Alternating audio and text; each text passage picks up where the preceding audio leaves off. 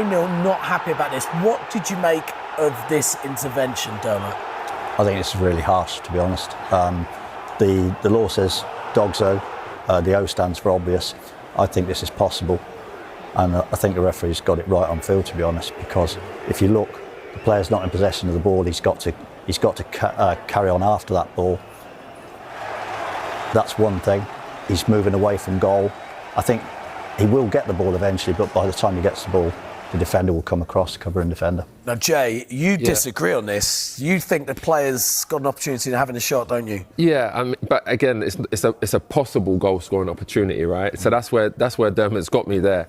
But one thing I do know for sure, I've been in that situation, and I know when you look at the pace of that player, you know, I was pretty quick, but when you look at the pace of that player that's rapid, he's going to take a touch inside there. His next touch will take him toward goal, and I believe he will get a shot off, which then is a goal-scoring opportunity, but it's not obvious. So that's what Dermot's saying. The reason why it hasn't been given is because it's not an obvious goal-scoring opportunity, because the far defender there, Dermot thinks will cover around and maybe get a tackle in there or a block. Well, it wasn't given on the pitch, but then VAR believed it should have been a red card and it should have been a sending off for Dogson, which it eventually was.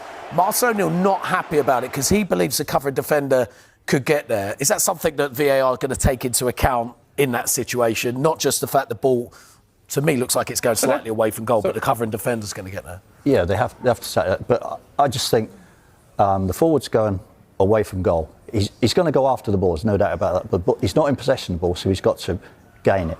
So he's got to keep going out towards the wing to gain that ball. And I think as he goes out towards the wing, the defender will come across. When he cuts back in, he then has the dilemma of the defender will be back in play. And I just think it's a possible goal-scoring opportunity, but I don't think it's obvious. But don't forget, there's the other two criteria that it doesn't fulfil. A, the player is not in possession of the ball, fact. And B, the player is moving away from goal. Tavernier getting caught up with John Jules, who wants action against the Rangers skipper. That was the moment that Kilmarnock will talk about, the coming together of John Jules and Tavernier. Referee was in good position. James Tavernier obviously scored that goal. He was then booked. He was on a yellow card when he made this challenge. Neil referenced it there in his post-match interview. He felt as though this should have been a second yellow and a red card for James Tavernier.